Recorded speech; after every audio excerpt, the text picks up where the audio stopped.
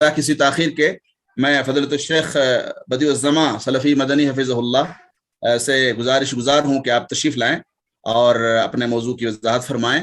آپ کا بھی موضوع انتہائی علمی اور خالص علمی ہے، تفسیر کے منہجی علمی اصول۔ میں آپ سے گزارش کر رہا ہوں کہ آپ تشریف لائیں اور اپنا خطاب پیش فرمائیں۔ جزاکم اللہ خیر۔ دل نشیں طرز تکلم، منفرد حسن بیاں، تیری باتوں میں ہے پنہاں درد دل کی داستاں۔ فضیلت الشیخ بدیع الزماں صاحب مدنی حفظہ اللہ۔ السلام علیکم ورحمۃ اللہ وبرکاتہ۔ وعلیکم السلام ورحمۃ اللہ وبرکاتہ۔ آواز صاف ہے؟ ایک دم صاف سے بھی زیادہ صاف ہے۔ اللہ اکبر۔ بسم اللہ الرحمن الرحیم۔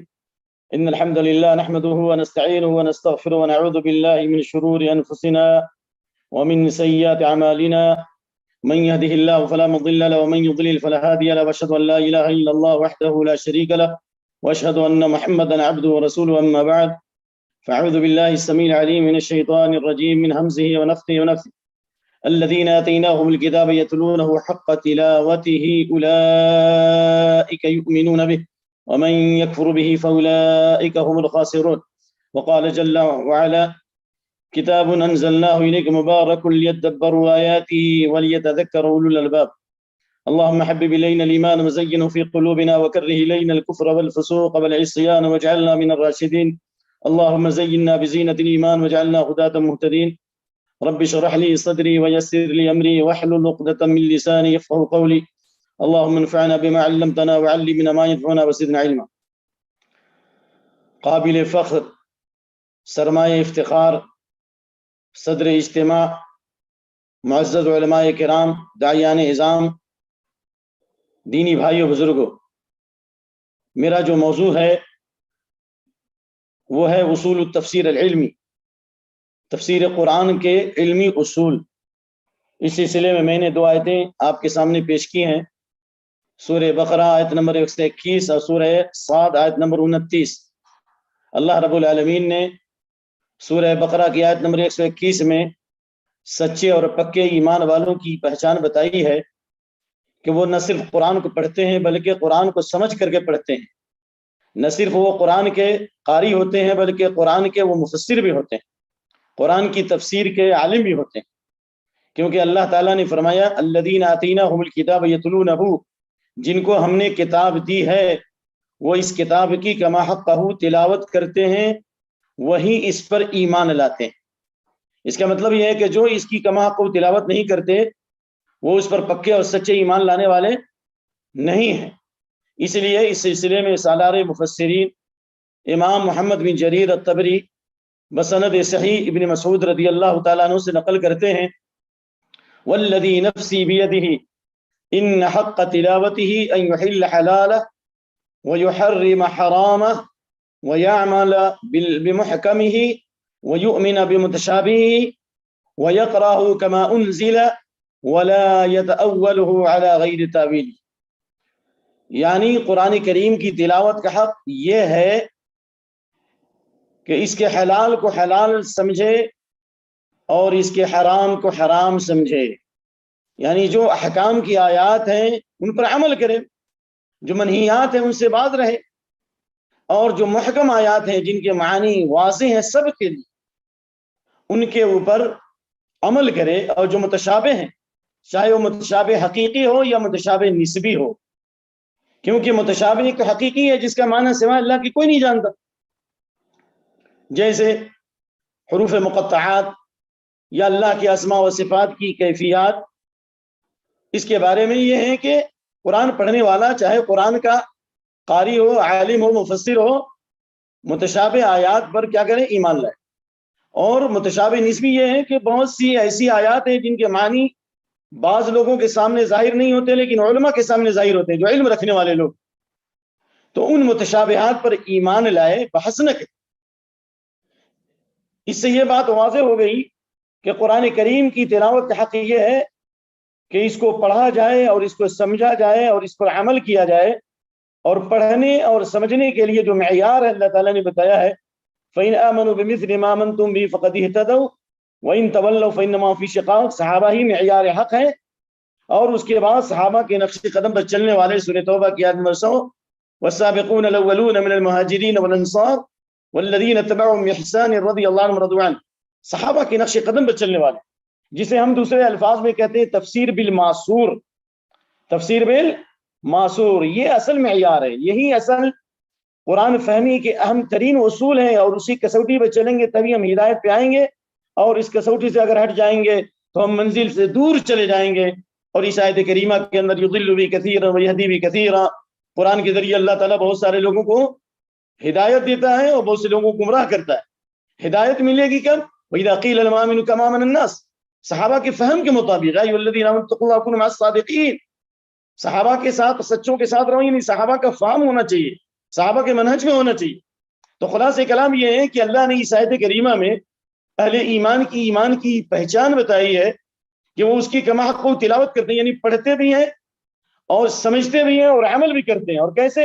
حلال کو حلال سمجھتے ہیں، حرام کو حرام سمجھتے ہیں، جو محکم آیات ہیں اس پر بالکل واضح انداز میں عمل کرتے ہیں، اور جن کے معنی واضح نہیں ہیں ان پر ایمان لاتے ہیں، اور اس طرح پڑھتے ہیں جس طرح اللہ نے حکم دیا ہے، جس طرح اللہ نے نازل کیا ہے. اس کی بے جا تعویل نہیں کرتے، منطقی باتیں نہیں کرتے، بلکہ جس طرح قرآن اللہ تعالیٰ نے وحی کی حیثیت سے نازل کی، قرآن کی تفسیر بھی وحی ہے، قرآن کی تفسیر بھی وحی ہے. ان علینا بیانہ، سورہ قیامہ کی آیت 19 پڑھ لیجیے، تفسیر کا موقع نہیں ہے. اللہ نے فرمایا کہ اس قرآن کو آپ کے سینے میں اتارنا ہماری ذمہ داری ہے. وہ قرآن ہو اقرا ایاک بواسطۃ جبریل، اور جبریل کے ذریعے آپ کی زبان بھی جاری کرنا بھی ہماری ذمہ داری ہے. ثم ان علینا بیانہ، اور اس قرآن کی تفسیر بھی ہماری ذمہ داری ہے. یعنی التفسیر وحی من اللہ جل وعلا، قرآن کی تفسیر یہ بھی اللہ کی طرف سے وحی ہے. اس لیے یہاں پر اس بات کو یاد رکھیے کہ قرآن کریم کی تفسیر سے متعلق جو پیغام دیا جا رہا ہے اس کے اندر اس بات کا علم رکھنا ضروری ہے کہ ہم قرآن کریم کی تفسیر کو اس طرح سے جانیں جس طرح سب صالحین نے جانا ہے اور جس طرح سمجھا ہے. بلکہ اللہ تعالیٰ نے قرآن کے نزول کا مقصد صرف پڑھنا نہیں بتایا.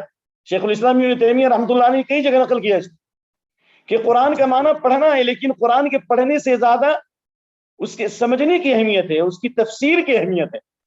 جس طرح آپ کے پاس میڈیکل اسٹور کے اندر اگر ڈاکٹر نے کوئی نسخہ لکھ دیا ہو جانے کے لیے، اور آپ میڈیکل اسٹور نہ جا کر کے اس دوا کو آپ اپنی گردن میں لٹکا لیں تو کیا ہوگا؟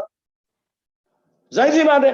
تو اللہ نے قرآن میں ہمارے لیے جو ہدایات جاری کی، جو پیغام جاری کیا، جو اللہ تعالیٰ نے جو ہمارے لیے علم و حکمت کے جو چشمے جاری کیے ہیں، آخر ہم اس سے کیسے فائدہ اٹھائیں گے؟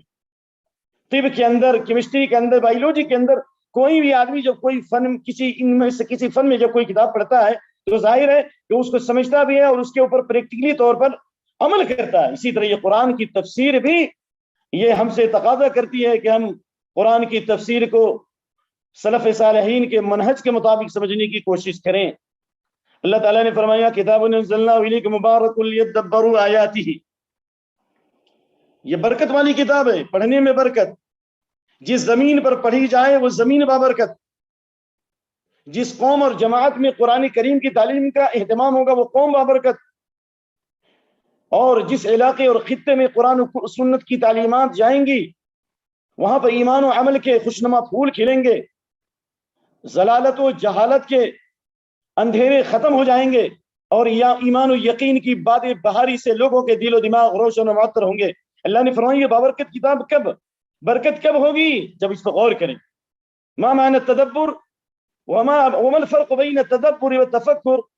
قال بعض اهل العلم التدبر النظر في عواقب الامور والتفكر النظر في الدلائل. تدبر کا ایک معنی یہ ہے کہ انجام پہ غور کرنا، اور تفکر کا معنی یہ ہے دلائل پہ غور کرنا، لیکن دونوں ایک دوسرے کو شامل ہے. یعنی التأمل في الآیات والاعتبار بها والتفکر فيه، یعنی تدبر کا مطلب یہ ہے کہ آدمی انجام پر بھی غور کرے، دلائل پر بھی غور کرے، اور قرآن کے جو پیغامات ہیں اس پر عملی طور پر قائم ہونے کی کوشش بھی کرے. یہ بھی تدبر کے اندر داخل ہے. یہ تدبر کب ہوگا؟ جب سمجھیں گے تب. نبی تو کیا ہم اپنی عقل سے سمجھیں گے؟ اگر عقل سے کہیں سمجھنے کے لیے تو صبح کی عقل کچھ ہوتی ہے، شام کی عقل کچھ ہوتی ہے، دوپہر کی عقل کچھ ہوتی ہے. یہ کال سینٹر والے جو لوگ ہیں وہ بتاتے ہیں کہ آدمی کا ذہن ہر 20 دن میں بدلتا ہے. اور اگر عقل کے اوپر رکھا جائے کہ جو سمجھ میں عمل کرو، تو بیوی کی شریعت الگ، ماں کی شریعت الگ، اور باپ کی شریعت الگ اور بھائی کی شریعت الگ. جی اس لیے میں اختصار کے ساتھ اس مختصر وقت میں آپ کی خدمت میں اصولی طور پر چند باتیں پیش کرنا چاہتا ہوں. اللہ سے دعا ہے کہ صحیح اور درست باتیں کہنے کی توفیق عطا فرمائے. آئیے اس تمہید کے بعد عرض یہ ہے کہ ہمارا عنوان ہے اصول التفسیر. یہ اصول التفسیر کا معنی کیا رہے؟ اصول یہ اصل کی جمع ہے، اور اصل کا معنی تھا اساس، ما یبنى علیہ غیرہ، جس پر کسی چیز کی بنیاد ڈالی جائے. تو اصل کا معنی یہ ہوا کہ اصول التفسیر وہ قواعد اور وہ ضوابط جن کی روشنی میں ہمیں قرآن سمجھنا ہے اور قرآن پہ عمل کرنا ہے. اور تفسیر کا معنی کیا بھائی؟ فسر سے ہے، اور فسر کے معنی آتا ہے الکشف والبیان، کھولنا اور واضح کرنا. جیسے کہتے ہیں کشف المراد یا کشف المراد یعنی لفظ المشکل، یعنی وہ الفاظ جو سمجھ میں نہیں آ رہے ہیں تفسیر آپ کو واضح کر دے گا. جیسے کہا جاتا ہے احسن تفسیرا، اللہ تعالیٰ نے قرآن نازل کیا، کتاب الہی نازل فرمائی جس کی صفت واحسن تفسیرا. ابن عباس نے تفصیلا، مجاہد بیانا، یعنی اللہ تعالیٰ کی یہ کتاب احسن تفسیرا یعنی یہ بہت بہتر انداز میں تمام باتوں کو کھولنے والی کتاب ہے. اور وہ بیانن یعنی تفسیر کو تفسیر اس لیے کہتے ہیں احسن تفسیرا، ہر چیز کو بالکل اوپن کرنے والی، تفصیلا لکل شیء تبیانا لکل شیء. تفسیر کی بہت ساری تعریفیں کی گئی، جن میں سے ایک تعریف جو بہت معروف ہے جسے علامہ محمد بن صالح العثیمین رحمہ اللہ نے اپنی کتاب اصول کی تفسیر میں ذکر کیا، بیان و معانی القرآن الکریم، قرآن کریم کے معنی کو بیان کرنا. لیکن میں نے بہت ساری تعریفوں پر غور کیا، مجھے علامہ امام زرکشی صوفیہ سبانیہ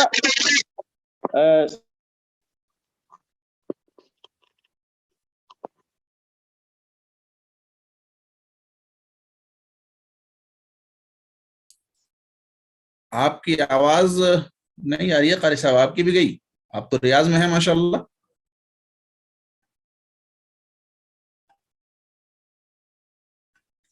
قاری صاحب آپ کی آواز نہیں آ رہی ہے. ابھی تک آواز نہیں آ رہی ہے؟ جی جی بالکل ٹھیک، اب ٹھیک ہے، ٹھیک ہے جی. وہ بند ہو گیا تھا. اب یہ کتنا چھوٹا اور کتنا باقی یہ بتائیے، میں کہاں سے بولوں؟ اب آپ جہاں سے چاہیں بولیں. نہیں مطلب کتنی دیر آواز نہیں کی یہ تو بتائیں. 1 منٹ گیا ہے آپ کا. لا باس. بسم اللہ. بات یہ چل رہی تھی کہ تفسیر کی جامع تعریف کیا ہے.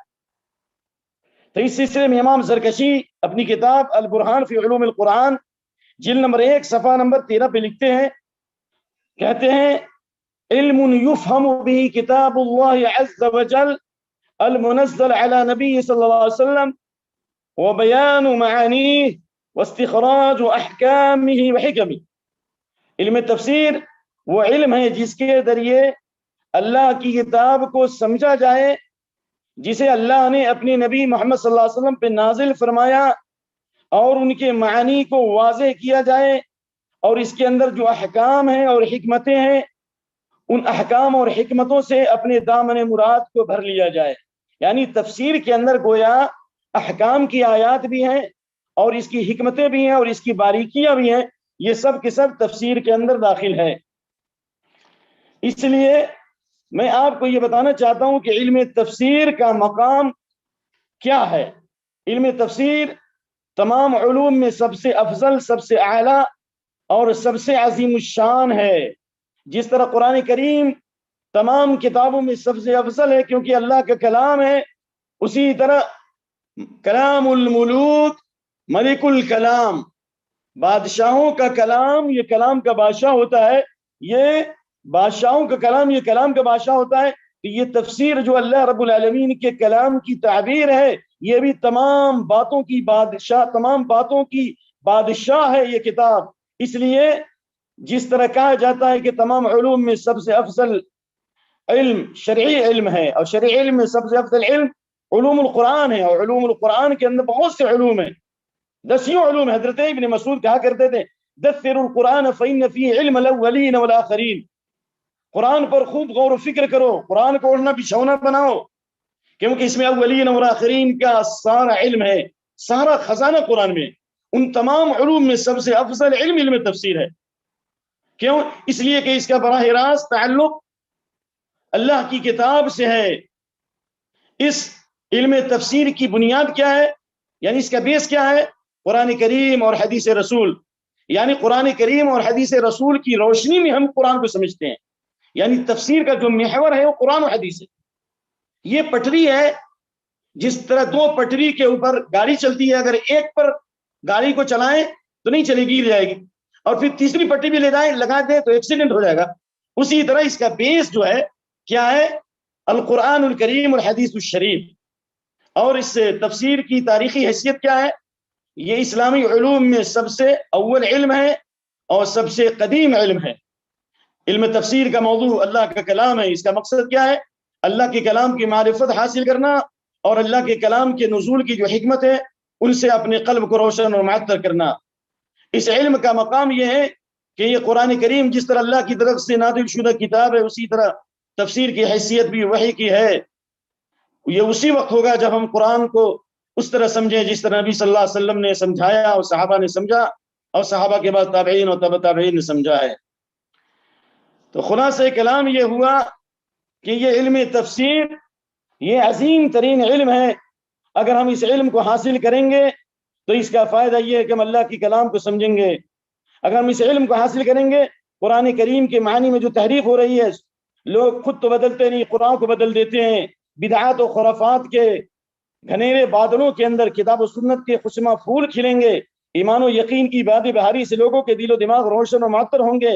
ظلمت و تاریکی کے اندر لوگوں کو ہدایت کی قندیلیں روشن ملیں گی. یہ اسی وقت ہوگا جب ہم صحابہ و سلف کے اصول کے مطابق ہم علم تفسیر کا مطالعہ کریں.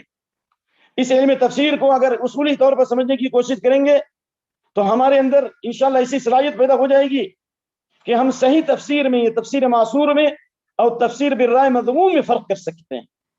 یعنی وہ تفسیر جو سلف سے آئی ہے اس میں اور جو فرق ضالہ نے جو تفسیر کی اس میں فرق اسی وقت ہوگا جب ہم اصول التفسیر کا مطالعہ کریں گے. اس لیے میں اس سلسلے میں یہ بات بتانا چاہ رہا ہوں کہ یاس بن معاویہ کا وہ قول یاد کیجئے، مثل الذی یقرؤون القرآن وهم لا يعلمون تفسیرہ کمثل قوم جاءهم کتاب من ملکہم ليلا وليس عندهم مصباح فتداخلتهم روعة ولا يدرون ما في الكتاب مثل الذي يعرف التفسير كمثل الرجل جاء بمصباح فقرأوا ما في الكتاب القرطبي في تفسیرہ. کیا مطلب؟ یعنی جو لوگ قرآن کریم کی تفسیر کو اصولی طور پہ جانتے ہیں ان کی مثال ان لوگوں کی طرح ہے جن کے پاس بادشاہ کی طرف سے ایک کلام آیا اور اس کے ساتھ ایک روشن چراغ آیا. ان کو معلوم ہو جائے گا کہ اس میں کیا پیغام دیا گیا ہے. اور جو تفسیر کی بنیادی چیزوں کو نہیں جانتے، جو اصولی تفسیر کا علم نہیں رکھتے، ان کی مثال اس اندھیر نگری میں انسان کو یہ نہیں پتا چلے گا کہ راستہ کہاں جا رہا ہے. اس لیے اس سلسلے میں محمد بن جریر الطبری کا معروف قول ہے، انی اعجب ممن قرأ القرآن ولم يعلم تاویلہ کیف یلتذ بقراءتہ. مجھے تعجب ہے ان لوگوں پر جو قرآن پڑھتے ہیں اور اس کی تعویل نہیں جانتے. یہ تعویل کا معنی کیا ہے؟ تفسیر نہیں جانتے. کیف یلتذ ای کیف یتمتع بقراءتہ، یعنی وہ کیسے قرآن سے فائدہ اٹھائے گا؟ قرآن کی چاشنی اسے مل ہی نہیں سکتی جو قرآن کریم کی تفسیر سے آشنا نہ ہو. اس لیے امام ابن کثیر نے کہا الواجب علی العلماء الکشف عن معانی کلام اللہ. اس لیے علماء پہ واجب ہے کہ اللہ کے کلام کی جو معانی ہے اس کی وضاحت کریں اور اس کو وہاں سے لوگوں کو بتائیں جو اس کا مصدر اور منبع ہے. خود بھی سیکھیں اور لوگوں کو سکھائیں. کیوں؟ اس لیے کہ علم تفسیر کو صحابہ اور سلف کے فہم کے مطابق سمجھنا یہ امت کے علماء کی ذمہ داری ہے اور یہ بیان کرنا یہ ان کی ذمہ داری ہے. اللہ نے فرمایا وَإِذْ أَخَذَ اللَّهُ مِيثَاقَ الَّذِينَ أُوتُوا الْكِتَابَ لَتُبَيِّنُنَّهُ لِلنَّاسِ وَلَا تَكْتُمُونَهُ. سورہ آل عمران آیت نمبر 187. کیا مطلب ہوا؟ یعنی اللہ نے اہل کتاب سے عہد و پیمان لیا تھا کہ جو باتیں تمہاری کتاب میں حق بتائی گئی ہیں، نبی صلی اللہ علیہ وسلم کی صفات اور اسلام کی خوبیاں اور قرآن کریم اور صحابہ کرام کے خصائل محمودہ جو بیان کیا گیا ان کو واضح کر دینا، مت چھپانا. لیکن اس کی ایک تفسیر امام طبری نے بشر بن معاذ یزین بن زرع عن سعید بن ابی عروبہ عن قتادہ کہتے ہیں هذا میثاق اخذ اللہ علی اہل الکتاب او علی اہل العلم. اللہ نے عہد و پیمان لیا ہے علماء سے، جس اہل کتاب سے عہد و پیمان ہے یہ علماء سے بھی عہد و پیمان ہے کہ علم سیکھیں اور لوگوں کو سکھائیں اور لوگوں تک حق بتائیں۔ اس لیے اس سلسلے میں امام سعدی کی وہ بات کہ اگر انسان اپنی زندگی کے قیمتی اوقات کو خرچ کر دے اور اپنے سیاہ و سفید سب کو اس راہ میں لٹا دے اور قرآن کی تفسیر کا اسے علم ہو جائے تو اس نے گویا بہت بڑی کامیابی حاصل کر لی۔ جس طرح کہا جاتا ہے کہ جامع البیان فی تفسیر آیہ القرآن، جو تفسیر معصور پر مشتمل ہے امام محمد بن جریر الطبری کی، کہ اگر کوئی شخص چائنا سفر کرے، جبکہ اس وقت یہ مواصلات کے ذرائع نہیں تھے، یہ سفر کی سہولیات نہیں تھی، اگر چین جائے اور اسے صرف جریر طبری کی، محمد بن جریر طبری کی تفسیر مل جائے، وہ کامیاب انسان۔ کیوں؟ اس لیے کہ یہ صحابہ اور سلف کے فہم کے مطابق یہ تفسیر کی گئی ہے، اور صحابہ اور سلف کے فہم کے مطابق جو تفسیر ہے جس کو ہم اصولی تفسیر کہتے ہیں، وہ آپ کو ابن مسعود کی اس روایت سے پتہ چلے گا کہ حضرت عبداللہ بن مسعود کہتے ہیں كان الرجل منا اذا تعلم شرایات لم يجاوزوها حتى يتعلم ما فيها من العلم والعمل وقالوا تعلمنا القرآن والعلم والعمل جميعا۔ یعنی جب 10 آیتیں نازل ہوتی تھی تو ہم اس وقت تک آگے نہیں بڑھتے تھے جب تک کہ ان آیتوں کا صحیح پڑھنا ہمیں نہ معلوم ہو، نمبر 1۔ نمبر 2، اس کے اندر جو علم ہے اور اس میں جو حکمتیں ہیں، جو اللہ کے احکامات ہیں، ان سے ہم اپنے دامن مراد کو نہ بھر لیں، یعنی پڑھنا بھی سیکھتے اور اس کے علم کو بھی سیکھتے۔ نمبر 3، اس پر عمل بھی کرتے۔ یہ ہے منہج سلف۔ فتعلمنا القرآن والعلم والعمل جميعا، ہم نے قرآن بھی سیکھا، ہم نے علم بھی سیکھا اور عمل بھی سیکھا۔ اس لیے یہی صحابہ کا منہج ہے کہ ہم قرآن کی تفسیر قرآن سے، قرآن کی تفسیر حدیث سے، قرآن کی تفسیر صحابہ کے اقوال سے، قرآن کی تفسیر تابعین کے اقوال سے ہم جب حاصل کریں تو جتنا پڑھیں اس پر عمل کرنے کی کوشش کریں۔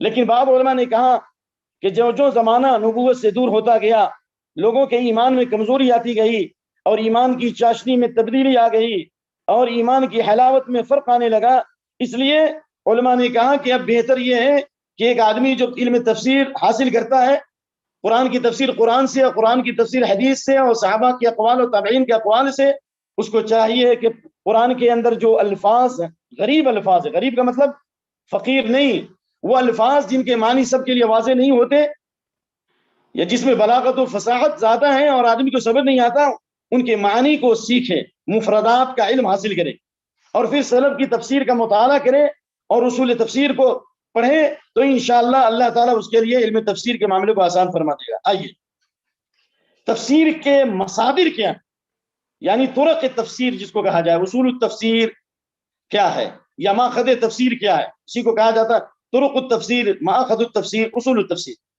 یعنی تفسیر کے علمی اصول کیا ہیں جو متفق علیہ ہیں، وہ نمبر 1 قرآن، نمبر 2 سنت، نمبر 3 صحابہ کے اقوال، نمبر 4 تابعین کے اقوال، نمبر 5 لغہ عربی زبانوں ادب سے واقف ہونا، نمبر 4 رائے اور اجتہاد۔ وہ رائے اور اجتہاد جو قرآن و سنت اور صحابہ کے فہم کے مطابق ہو، اس کو کہتے ہیں صحابہ کے فہم کے مطابق، قرآن و سنت اور صحابہ کے فہم کے مطابق جو رائے اور اجتہاد ہوگا، یعنی جس کو ناسخ منسوخ کا علم ہے، مکی مدنی کا علم ہے، اسباب نزول کا علم ہے، لغہ عربیہ کا علم ہے، اور عربوں کی تاریخ اسے معلوم ہے، یہود و نصارہ کی تاریخ اسے معلوم ہے، اور اس کے اندر استنباط کی صلاحیت ہے، غور و فکر کرنے کی صلاحیت ہے، یہ اجتہاد کرے گا تو اس کو کہتے ہیں تفسیر رائے محمود۔ اور جو اقرا اور اپنی رائے سے اور صرف لغت سے تفسیر کرتا ہے اور اس بیس کو سامنے نہیں رکھتا، اس کو کہتے ہیں تفسیر بالرائے المذموم۔ تفسیر بالرائے کیا ہے؟ مذموم۔ آئیے شیخ الاسلام ابن تیمیہ کی عبارت پڑھتے ہیں ذرا اسپیڈ کیونکہ ٹائم نہیں ہے۔ ان اسعد طرق في ذلك ان يفسر القرآن بالقرآن فما اجمل في مكان فانه قد فسر في مكان اخر وما اختصر من مكان فقد فسر في موضع اخر، مقدمہ فی اصول التفسیر۔ کہتے ہیں شیخ الاسلام ابن تیمیہ اپنی کتاب مقدمہ فی اصول التفسیر میں، جس پر بڑے بڑے لوگوں نے اعتماد کیا، امام ابن کثیر نے، امام السیوطی نے، امام زرکشی نے اور امام جمال الدین قاسمی نے، ان تمام لوگوں نے، بعد میں لوگوں نے اصول تفسیر میں اسی پر اعتماد کیا ہے۔ عمدہ فی ھذا الباب، اس باب میں امام ابن تیمیہ کی کتاب مقدمہ فی اصول التفسیر یہ بہت اہم ہے۔ اس لیے امام ابن القیم کہتے ہیں کہ شیخ الاسلام ابن تیمیہ نے اپنی زندگی کے آخری دور میں مقدمہ فی اصول التفسیر بھیجا، چند قواعد، اور کہا ندمت علی تضییع اکثر اوقاتی فی غیر معنی القرآن، مجھے اس بات پر افسوس ہے کہ میں نے زندگی کے بہت سے اوقات قرآن کے معنی کے علاوہ، تفسیر کے علاوہ دوسری چیزوں میں ہم نے ضائع کر دیا۔ اللہ اکبر۔ اور کہا کہ اللہ نے ہمارے دل پر علم و معرفت کے وہ دریچے کھولے کہ بہت سے لوگ تمنا کریں گے لیکن انہیں نصیب نہیں ہوگا۔ خلاصہ کلام یہ ہے کہ چند قواعد پر مشتمل شیخ الاسلام ابن تیمیہ رحمۃ اللہ علیہ نے یہ مقدمہ فی اصول تفسیر لکھا، اور یہ نام بعد میں لوگوں نے رکھا ہے، علامہ شتی وغیرہ نے اس کا نام مقدمہ فی اصول تفسیر رکھا۔ اس کتاب بھی موجود ہے کہ سب سے بہتر تفسیر قرآن کی تفسیر قرآن سے کی جائے، کیونکہ بعض آیتیں ایک جگہ مجمل ہے تو دوسری آیات میں اس کا بیان ہے، اور کہیں پہ مختصر ہے تو دوسری جگہ اس کی تفسیر ہے۔ امام ابن قیم فرماتے ہیں کہ قرآن کی تفسیر قرآن سے یہ سب سے بہتر تفسیر ہے، اور اسی پر صحابہ، تابعین اور ائمہ کرام کا اعتماد تھا۔ محمد امین شنقیطی رحمۃ اللہ علیہ فرماتے ہیں کہ تمام تفاسیر میں سب سے عظیم الشان تفسیر اللہ کی کتاب کی تفسیر قرآن کی آیات سے کی جائیں۔ کیوں؟ اس لیے کہ اللہ کے کلام کو اللہ سے کوئی زیادہ جاننے والا نہیں ہے، اس لیے انہوں نے جو تفسیر لکھی اضواء البیان، اس کا نام ہی رکھا اضواء البیان فی ایضاح القرآن بالقرآن، کیونکہ قرآن کی تفسیر قرآن سے اس پر صحابہ کرام، تابعی نظام اور اس کے بعد ان کے نقش قدم پر چلنے والوں نے اسی پر اعتماد کیا ہے۔ اور قرآن کی تفسیر قرآن سے اس سلسلے میں چند اہم کتابوں کا نام میں پیش کرتا ہوں۔ ایک تو وہ ہے جو میں نے ابھی پیش کیا اضواء البیان فی ایضاح القرآن بالقرآن، دوسرا محمد بن اسماعیل الصنعانی کی فی مفاتیح الرضوان فی تفسیر الذکر بالآثار بالقرآن، اور تیسری علامہ ثناء اللہ مرسلی کی جسے دارالسلام والوں نے چھاپا ہے، اور آپ لوگوں کو پتہ ہی ہوگا ایک جلد میں چھپ گئی ہے، وہ تفسیر القرآن بکلام الرحمن۔ اور اس سلسلے میں جو میں نے اب تک مطالعہ کیا ہے کہ میرے استاد دکتور حکمت بشیر یاسین حفظہ اللہ، انہوں نے موسوعہ تیار کیا، جتنی صحیح روایتیں ہو سکتی تھیں ان تمام روایتوں کو جمع کیا، جس سے امام بخاری رحمۃ اللہ علیہ نے 1,00,000 صحیح حدیثوں سے احفظ 100,000 حدیث صحیح، 1,00,000 صحیح حدیثوں سے تکرار کے ساتھ 7,000 کچھ حدیثیں نقل کی۔ اسی طریقے سے یہ کام خالی تھا اور یہ میدان خالی تھا، امت پر قرض تھا، جو اس قرض کو چکایا ہمارے استاذ علامہ حکمت بشیر یاسین نے، اس کا نام رکھا تفسیر الصحیح موسوعۃ التفسیر المسبور من التفسیر بالماثور۔ اللہ توفیق دے اہل علم کو کہ اس کتاب کو اردو کا عملی جامہ پہنائے۔ تو خلاصہ کلام یہ ہوا کہ یہ تفسیر بالقرآن بالقرآن ہے، اور اس سلسلے میں مثال کے طور پر قرآن کی تفسیر قرآن سے اس کی چند صورتیں۔ نمبر 1، خود قرآن کی آیت کی تفسیر کرے گی آنے والی آیت، یعنی ایک آیت ہے جس کی تفسیر اس کے بعد والی آیت، جیسے اللہ تعالیٰ نے فرمایا اللہ الصمد، پھر اس کی تفسیر اللہ نے کی لم یلد ولم یولد۔ صمد کی تفسیر محمد بن کام قرظی نے کی کہ صمد کا معنی بے نیاز، یعنی جو کسی کا محتاج نہیں ہے، نہ وہ جنا ہے نہ اس سے کوئی چیز جنی ہے، یعنی یہ تفسیر ہوئی۔ ان الانسان خلق ہلوعا اذا مسه الشر جزوعا واذا مسه الخير منوعا۔ اس کی تفسیر علامہ طالب نے کی ہے کہ انسان جلد باز پیدا کیا گیا، بڑھاتا ہے، چیخ و پکار کرتا ہے، کیا مطلب اس کا؟ یعنی جزوعا کی تفسیر کیا بھائی؟ ہلوعا کی انسان جلد باز پیدا کیا گیا، اس کی تفسیر کیا ہے؟ اذا مسه الشر جزوعا واذا مسه الخير منوعا۔ تو معلوم یہ ہوا کہ قرآن کی تفسیر قرآن سے، یعنی خود آنے والی آیت اس کی تفسیر کرتی ہے، جیسے القاریہ مالقاریہ وما ادراک مالقاریہ، ہدی للمتقین، متقی کون ہے؟ اس کے بعد والی آیت نے کی الذین یؤمنون بالغیب ویقیمون الصلاۃ، معذرت کے ساتھ۔ نمبر 2، تفسیر قرآن بالقرآن کی دوسری قسم یہ ہے کہ اللہ کے نبی صلی اللہ علیہ وسلم نے اس آیت کی تفسیر کی ہے کہ اس آیت کی یہ تفسیر ہے، جیسے الذین آمنوا ولم يلبسوا ایمانهم بظلم اولئک لهم الامن وهم مهتدون۔ جو لوگ ایمان لائے اور جنہوں نے اپنے ایمان کو ظلم سے نہ ملایا، یعنی شرک نہیں کیا، ان کے لیے مکمل امن ہے، یعنی دنیا میں بھی اور موت کے وقت بھی، قبر میں بھی اور قیامت کے دن بھی۔ یہاں ظلم سے مراد شرک ہے، جیسا کہ ابن مسعود کی روایت ہے، اور یہ اس روایت کو اہل علم جانتے ہیں، لیکن اس سلسلے میں امام محمد بن علی الشوکانی نے صاحب کشاف پر اعتراض کیا اور کہا کہ امام یعنی زمخشری نے، جو کہ عقیدے میں معتزلی تھے، انہوں نے اس کی عقلی تفسیر کی اور کہا وَأَبَا تَفْسِيرَ الظُّلْمِ بِالْكُفْرِ لَفْظُ اللَّبْسِ، یعنی انہوں نے کہا کہ نہیں، الَّذِينَ آمَنُوا وَلَمْ يَلْبِسُوا، یہ جو الباس کا جو لفظ کا جو لفظ آیا ہے، یعنی وہ ایمان والے جو ایمان لائے اور انہوں نے اپنے ایمان کو ظلم سے لبس نہیں کیا، نہیں ملایا، وہ کہتے ہیں کہ یہ لغت اس بات کا تقاضا کرتا ہے کہ اس کی تفسیر کفر سے نہ کی جائے بلکہ گناہ سے کی جائے، نعوذ باللہ۔ تو امام محمد بن علی الشوکانی کہتے ہیں کہ امام زخشنی کو ہوش کے ناخن لینا چاہیے تھا، کیا ولا يدري يعني لا يدري هذا المسكين ان الصادق المصدوق قد فسرها بهذا واذا جاء نهر الله بطل نهر المعقل، یعنی جب اللہ کے نبی صلی اللہ علیہ وسلم نے تفسیر کر دی تو پھر مزید اعتراض کی کوئی گنجائش ہی نہیں ہے۔ اس کے علاوہ تفسیر قرآن بالقرآن کی دوسری قسم یہ ہے کہ ایک جگہ ایک آیت ہے، دوسری جگہ دوسری آیت ہے۔ مثال کے طور پر اللہ نے کہا ہم نے آدم کو پیدا کیا تراب سے، کہیں کہا من طین، کہیں کہا طین اللازب کہا، کہیں صلصال من حمأ مسنون کہا، کہیں کالفخار کہا، گیلی مٹی سے کہا، کہیں بچتی ہوئی مٹی سے کہا، کہیں سڑی ہوئی مٹی سے کہا۔ تو یہ تمام آیتیں مل کے تفسیر کرتی ہیں، تفسیر قرآن بالقرآن، یعنی پہلے مٹی ہے، پھر اللہ نے اس کو گیلا کیا، پھر اللہ تعالیٰ نے اس کو سڑایا، پھر وہ کھنکھناتی ہوئی مٹی جب ہو گئی اس پر روح ڈال دیا۔ تو اس لیے امام حذیفہ کا جو صحابی رسول ہیں، حدیث الفتن کے امام تھے، کہا لا يفقه احد القرآن كل الفقه حتى يرى للقرآن وجوها كثيرة، یعنی اشباہ النظائر، یعنی قرآن کو اس وقت تک کوئی آدمی مکمل نہیں سمجھ سکتا جب تک کہ مختلف آیتوں کے درمیان جو بظاہر التباس پیدا ہوتا ہے اس کو اشباہ اور نظائر کا علم نہ ہو۔ اور قرآن کریم کے اندر مختلف الفاظ، ایک قسم کے الفاظ ہے لیکن مختلف جگہوں کو مختلف معنی ہے۔ لباس کا کئی معنی نیند کے لیے آیا، لباس کا کئی معنی جمع کے معنی میں آیا، لباس کا معنی کہیں سکون کے لیے آیا، لباس کا معنی کہیں ملانے کے لیے آیا۔ تو جب تک کہ ان چیزوں کا علم نہ ہو وہ قرآن کو نہیں سمجھ سکتا ہے، سبحان اللہ۔ اسی طریقے سے ایک مثال ہے کہ اللہ تعالیٰ نے فرمایا فَتَلَقَّى آدَمُ مِن رَّبِّهِ كَلِمَاتٍ، آدم علیہ السلام کو ان کے رب کی طرف سے چند باتوں کا القاء ہوا۔ وہ چند باتیں کیا تھی؟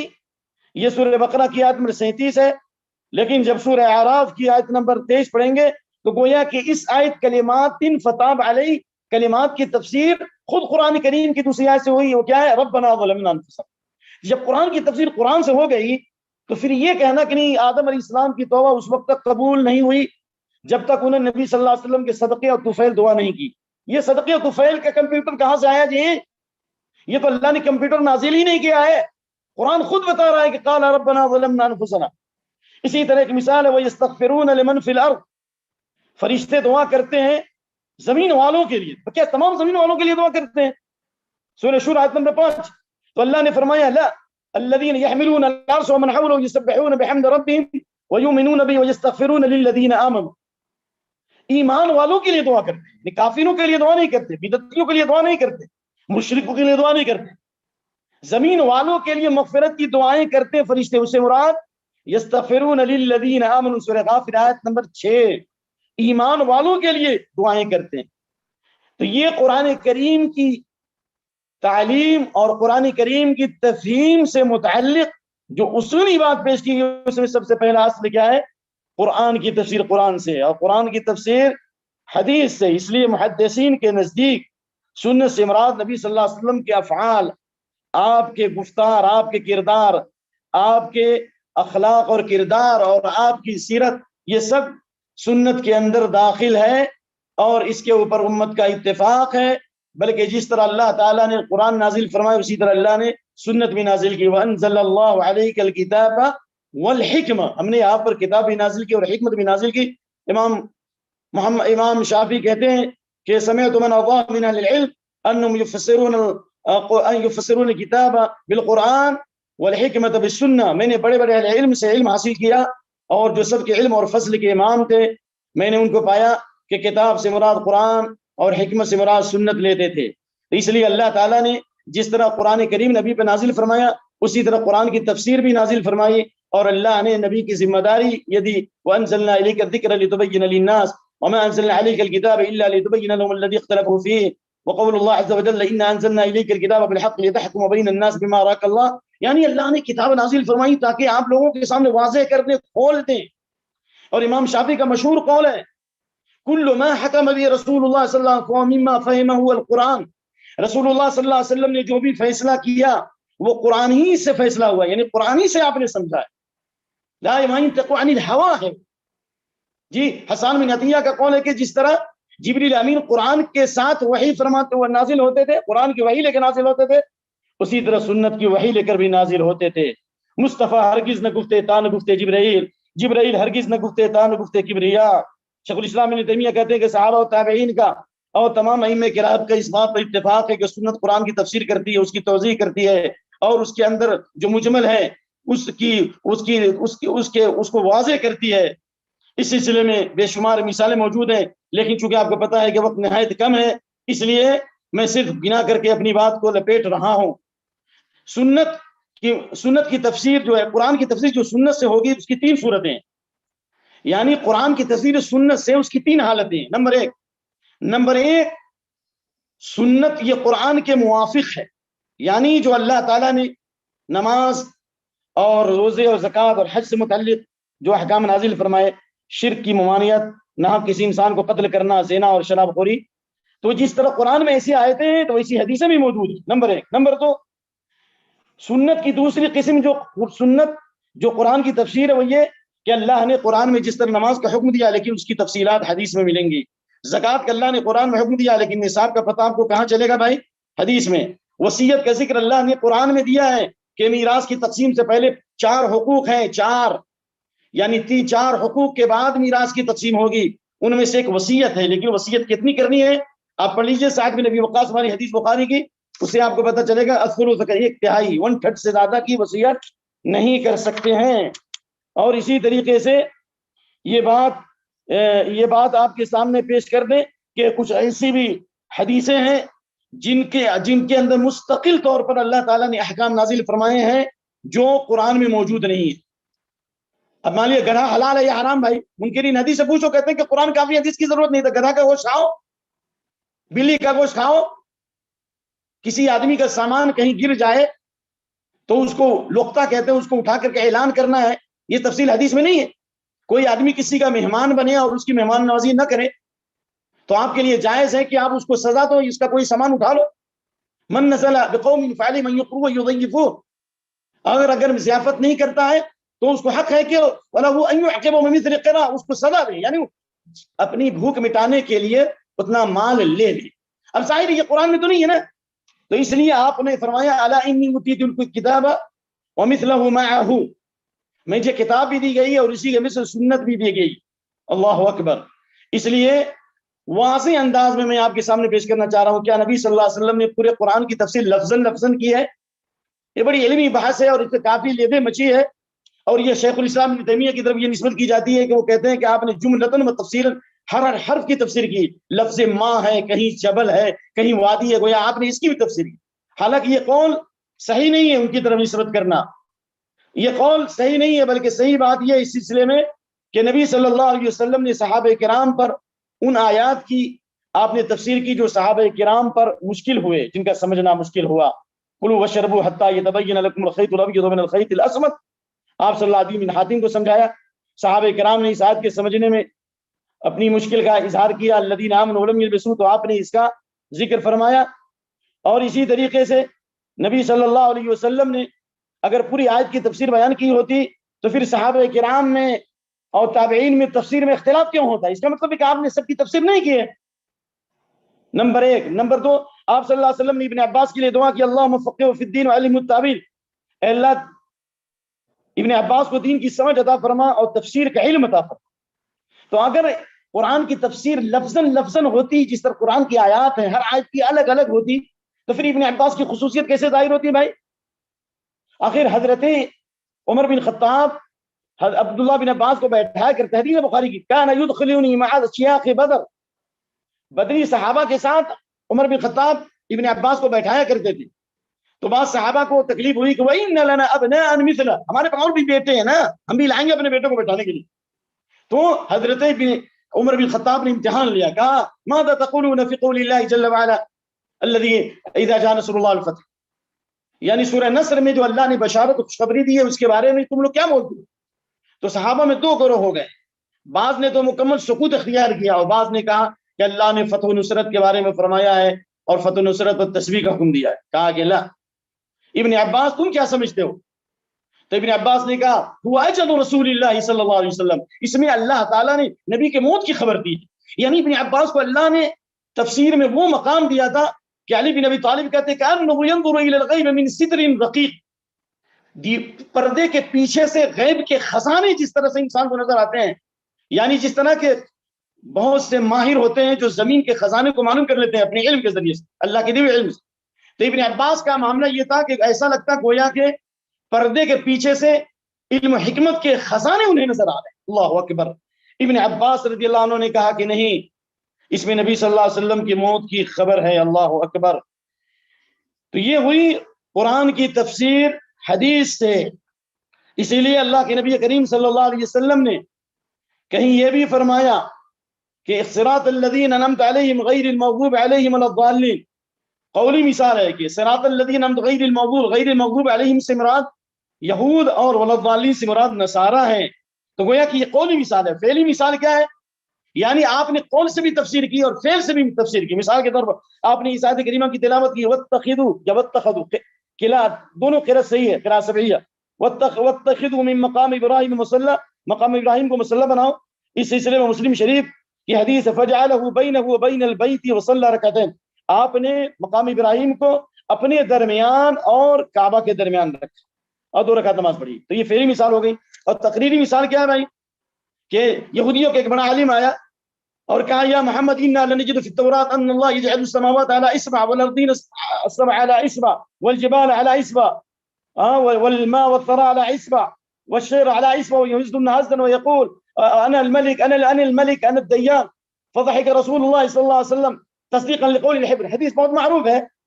یعنی کعب احبار ایمان لانے سے پہلے، یعنی یہودیوں کا کہ بڑا عالم نبی کے پاس آیا صلی اللہ علیہ وسلم، کہا کہ ہم نے توریت میں پایا محمد کہ اللہ قیامت کے دن 7 آسمان کے ایک زمین پر اور زمین کو دوسری انگلی، 7 آسمان کے ایک انگلی پر اور زمین کو دوسری انگلی پر اور پہاڑ کو تیسری انگلی پر اور درخت کو چوتھی انگلی پر اور پانی اور مٹی کو 5ویں انگلی پر رکھے گا اور اللہ ہلائے گا اور کہے گا انا الملک، میں بادشاہ ہوں، انا الدیان، میں بدلہ دینے والا ہوں.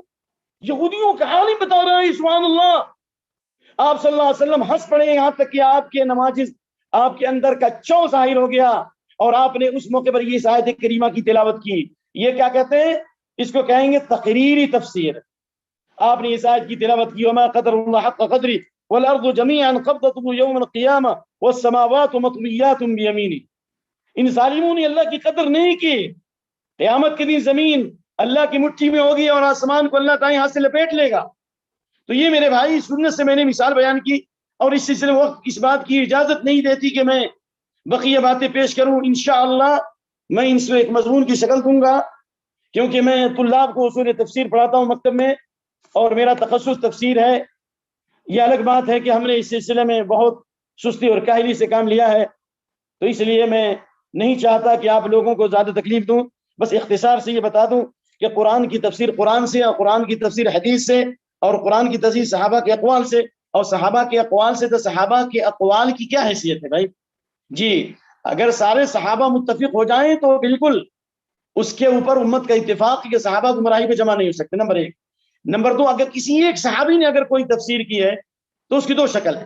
اگر اسباب شان نزول کے بارے میں یا ماضی کے واقعات بیان کر رہے ہیں یا مستقبل کے واقعات بیان کر رہے ہیں یا قیامت کی باتیں بیان کر رہے ہیں، اگر یہ جو اخبار ہے غیب کے بارے میں جو بتا رہے ہیں، تو اس سلسلے میں صحیح موقف یہی ہے مفسرین کا، شیخ الاسلام ابن تیمیہ کا، امام سیوطی کا، امام زرکشی کا، کہ اس کی حیثیت فی حکم المرفوع، اس کی حیثیت مرفوع کی حیثیت ہے. یعنی گویا کہ وہ بات اللہ کے نبی صلی اللہ علیہ وسلم کی ہے، کیونکہ سارے صحابہ عادل سے سچے تھے. صحابہ کرام اپنی طرف سے کوئی بات نہیں بیان کر سکتے. لیکن قرآن کی تفسیر تابعین کے اقوال سے، تو اس سلسلے میں صحیح بات یہ ہے کہ تابعین سے اگر قرآن کریم کی تفسیر آ رہی ہے تو اس سلسلے میں اگر تابعین کا قول قرآن و سنت اور صحابہ کے فہم کے مطابق ہے، سمعنا واطعنا، بالکل صحیح ہے. مثال کے طور پر جیسے ابن عباس نے کہا والذاکرین اللہ کثیرا والذاکرات، کثرت سے اللہ کو یاد کرنے والے مرد اور کثرت سے اللہ کو یاد کرنے والی عورتیں. ٹھیک ہے نا؟ ابن عباس نے کہا کہ لا یکون احد من الذاکرین اللہ کثیرا والذاکرات حتی یذکر اللہ ادبار الصلوات وصباحا ومساء. یعنی ذاکرین اللہ کثیر والذاکرات میں شامل اس وقت تک نہیں ہوگا جب تک صبح کی دعا نہ پڑھے، شام کی دعا نہ پڑھے، فرض نماز کے بعد کی دعا نہ پڑھے، سوتے وقت کی دعا نہ پڑھے اور سونے کے بعد کی دعا نہ پڑھے، یعنی اٹھ کر کے دعا نہ پڑھے۔ تو یہ ابن عباس نے کہا اور ان کے شاگرد مجاہد نے کیا کہا؟ کیا کہ لا یکون احد من الذاکرین اللہ کثیر والذاکرات حتی یذکر اللہ قاعدا وقائما ومضطجعا۔ ذاکرین اللہ کثیر والذاکرات اس وقت تک نہیں ہو سکتا جب تک کھڑے ہو کر بیٹھ کر پہلو کے بل اللہ کو یاد نہ کرے، اذکر اللہ قیاما وقعودا وعلی جنوب۔ تو یہ مجاہد کی تفسیر کیا ہو گئی؟ بالکل صحابی کی تفسیر کے مطابق ہو گئی۔ اور مجاہد تمام تابعین میں بہت جلیل القدر ہیں جنہوں نے ابن عباس کی تفسیر، ابن عباس سے پورے قرآن کی تفسیر حاصل کی ہے، جیسا کہ امام طبری وغیرہ نے روایت کیا یہ محمد مجاہد کہتے ہیں اردت المصحف على ابن عباس 3 عرضات اسأل عند كل آية، اردت المصحف على ابن عباس 3 عرضات سبحان الله اوقف عند كل آية واسأل عنها، یعنی من فاتحته الى خاتمته۔ حضرت مجاہد نے ابن عباس سے پورے قرآن کی تفسیر ہر آیت پر رک رک کر کے ہر آیت کی تفسیر حاصل کی ہے، اور ایک بار نہیں بلکہ 3 بار، یہاں تک کہ کہتے ہیں سبحان اللہ سفیان ثوری اذا جاءك التفسير عن مجاہد فحسبك بھی، اگر مجاہد کی تفسیر تمہارے پاس آ جائے تو تمہارے لیے کافی ہے۔ لیکن اس کے باوجود مجاہد اتنی بڑی امام ہے کہ سجدے کی حالت میں ان کی وفات ہو گئی 101 102 103 104 مختلف اختلاف روایت، اور اتنے بڑے جلیل القدر، لیکن امت نے ان کی تفسیر کو نہیں مانا۔ کون سی تفسیر؟ امام ابن کثیر نے ان کی تفسیر نقل کی، وجوہ یومئذ ناظرۃ الی ربها ناظرہ، کتنے چہرے قیامت کے دن تر و تازہ ہوں گے اور اپنے رب کو دیکھ رہے ہوں گے۔ یہ اس تفسیر پر پورے سلف کا اجماع اتفاق ہے، اہل سنت والجماعت کا اتفاق ہے۔ لیکن مجاہد نے تفسیر کی ناظرہ کی تفسیر منتظرہ سے کی، یعنی کتنے چہرے روشن ہوں گے اور اپنے رب کی رحمت کا انتظار کریں گے۔ تو کیا ہم مجاہد کی تفسیر کو لے لیں گے؟ نہیں لیں گے۔ اس لیے شیخ الاسلام ابن تیمیہ رحمۃ اللہ علیہ بحث کرتے ہوئے فرماتے ہیں اگر تابعی کی تفسیر آ جائے تو اگر موافق ہے تو ٹھیک ہے، اور اگر مخالف ہے متضارب ہے تو نہیں لیں گے، بلکہ اس میں لغت کو دیکھا جائے، قرآن اور سنت کے ساتھ لغت کو اور ناسخ منسوخ کو دیکھ کر کے فیصلہ کیا جائے گا۔ یہ تابعین کی تفسیر سے متعلق ہے۔ اور اس کے بعد جو لغت ہے تو لغت کی معلومات ضروری ہے، کیونکہ اس سلسلے میں بہت سے اقوال ہیں حضرت علی بن ابی طالب سے، عمر بن خطاب سے، اور بہت سے اقوال ہیں جو میرے پاس موجود ہیں کہ قرآن کے سمجھنے کے لیے ضروری ہے کہ لغت عربیہ کا علم ہو۔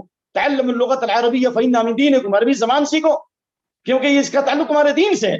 بھٹکل کے اندر ایک شخص آیا اور کہا اس نے کہ تم نے مولوی ابھی جو بات کی ہے ابھی مجلس میں ایک حدیث پیش کی ہے لا الہ الا اللہ وحدہ لا شریک لہ لہ الملک، بازار میں جائے گا تو اس کو پڑھنے کا ثبوت ہے، اور تم نے البانی کا حوالہ دیا، تمہاری بات غلط ہے۔ ہم نے کہا ٹھیک ہے غلط، دلیل کیا ہے؟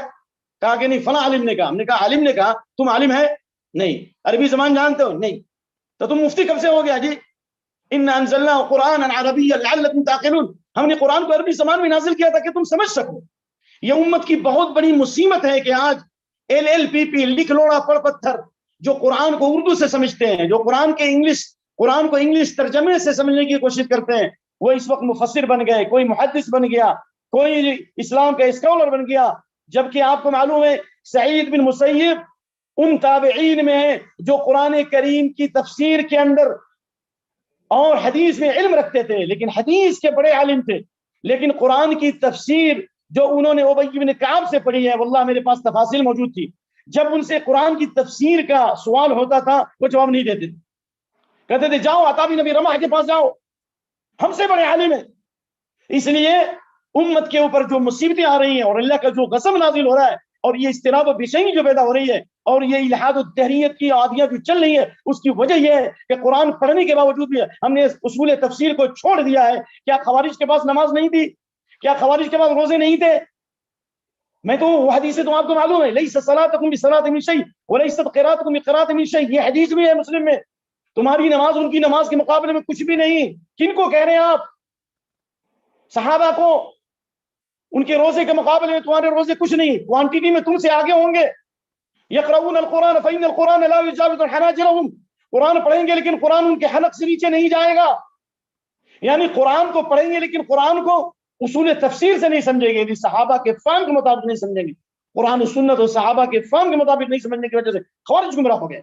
اور میں واضح طور پہ کہنا چاہتا ہوں کہ حدیث الفرق جو متواتر ہے حدیث مشہور ہے وہ کہ یہ 72 جو فرقے جہنمی ہوں گے شبہات کی بنیاد پر، اور یہ گمراہی تفسیر میں ہے، عقلی اور منطقی تفسیر کرنے کی وجہ سے۔ اس لیے میں اپنے باؤنڈری سے آگے نہیں بڑھنا چاہتا ہوں، ورنہ میں ان صفحات کو کھولتا آپ کے سامنے کہ ہندوستان کے اندر بڑے بڑے لوگوں نے قرآن کی منطقی اور عقلی تفسیر کر کے اور امت کے اندر اضطراب اور بے چینی پیدا کی، اور اس کے ذریعے سے کیا کیا مصیبتیں آئیں۔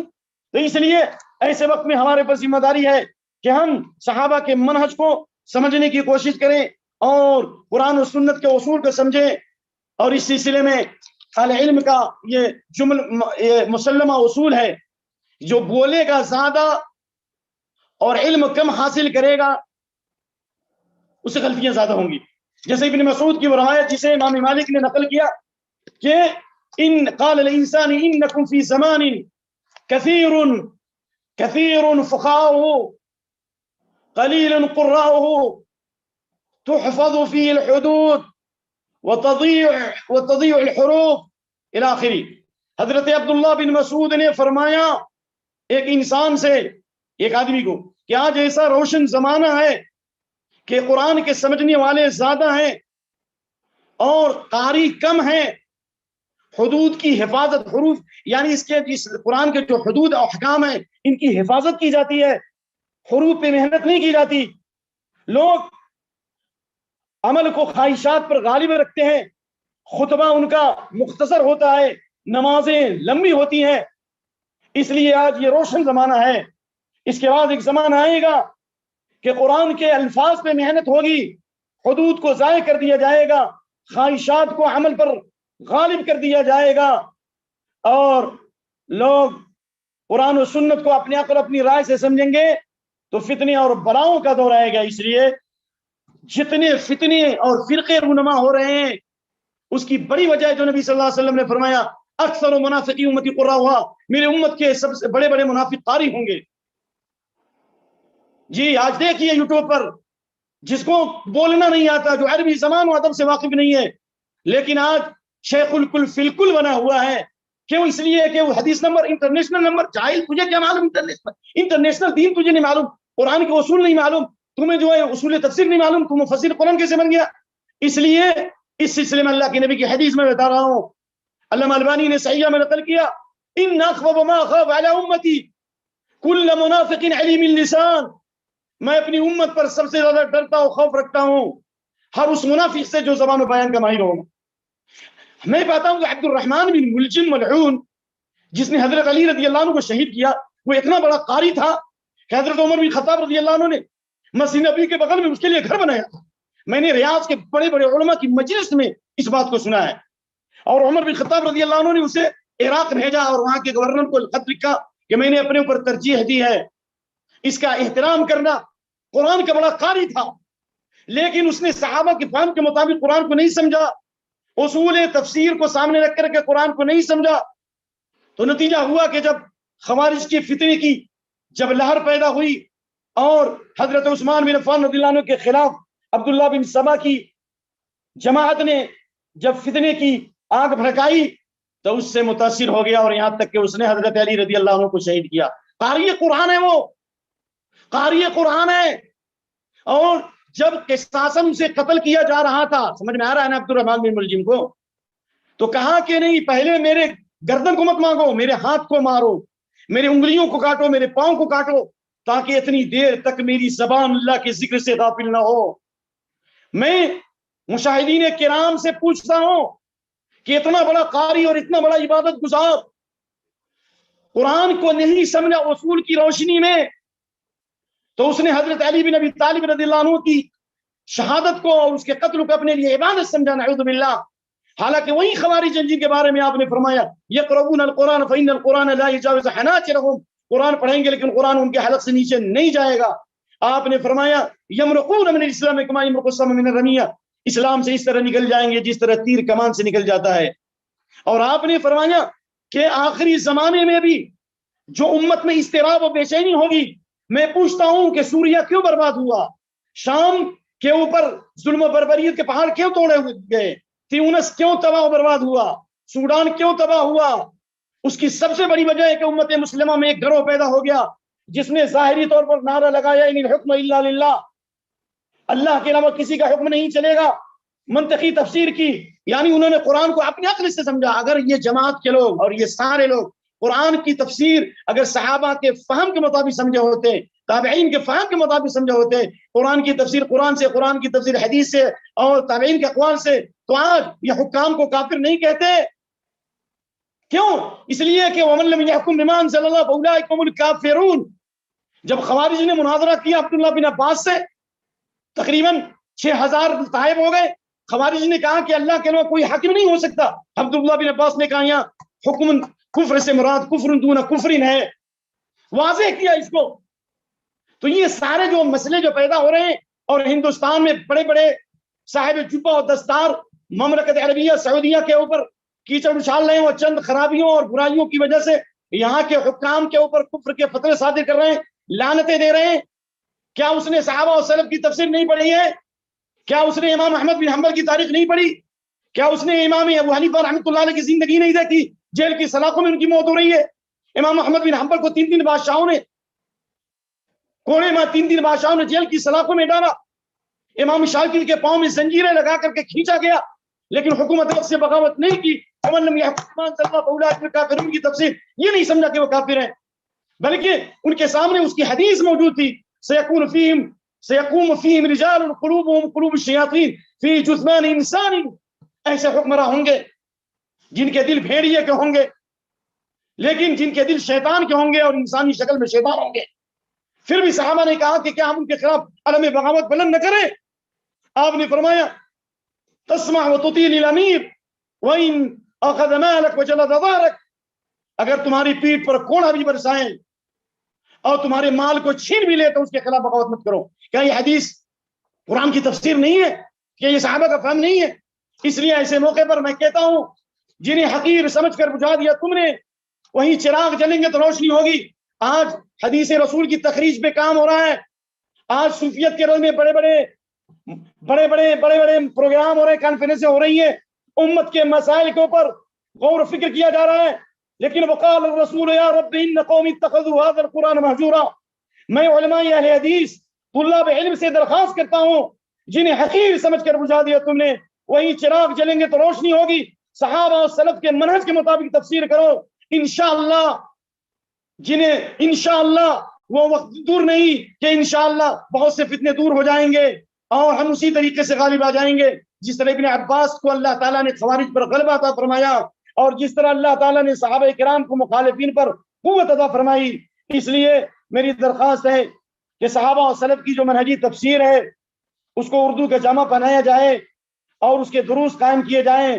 طلاب علم کو چھوٹی چھوٹی صورتوں کی تفسیر بتایا جائے کہ ابن عباس نے کیا کہا، مجاہد نے کیا کہا، اکرمہ نے کیا کہا، اور اس کی تفسیر یہ ہے اور یہ ہے، اور کوشش کریں کہ اس پر عمل بھی کرایا جائے، تو انشاءاللہ العزیز حالات بدل سکتے ہیں۔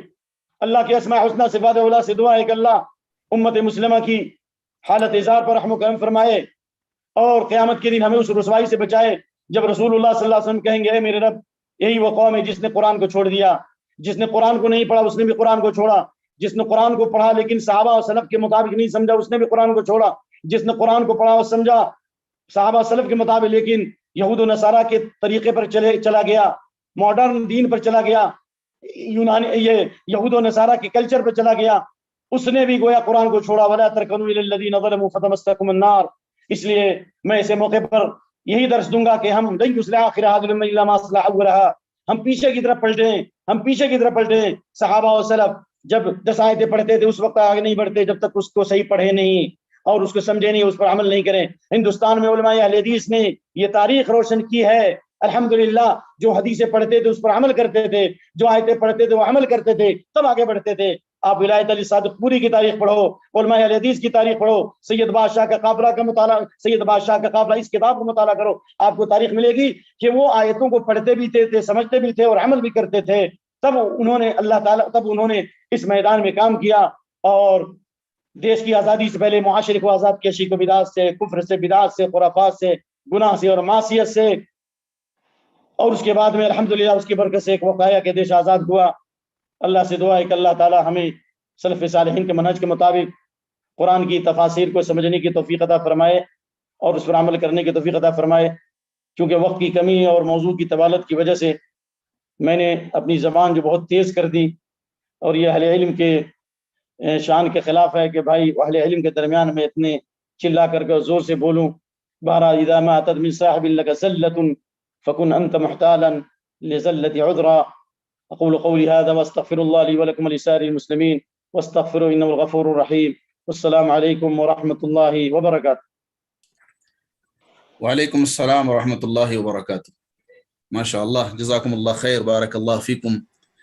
یہ تھے قاری بدیع الزماں سلفی مدنی حفظہ اللہ، جو تفسیر کے علمی اصول اور منہجی اصول بھی لٹا رہے تھے، اور ہمارے دلوں کو اپیل بھی کر رہے تھے، ہمارے ضمیر کو گرما بھی رہے تھے، اور ہمارے معاشرے کو شرما بھی رہے تھے، اور ہم سے یہ اپیل کر رہے تھے، گزارش کر رہے تھے کہ ہم اس وقت تک کامیاب اور کامران نہیں ہو سکتے جب تک کہ ہم ان اصولوں پر اور ان منہجوں پر نہ چلیں جن منہجوں پر ہمارے اسلاف کرام چلا کرتے تھے۔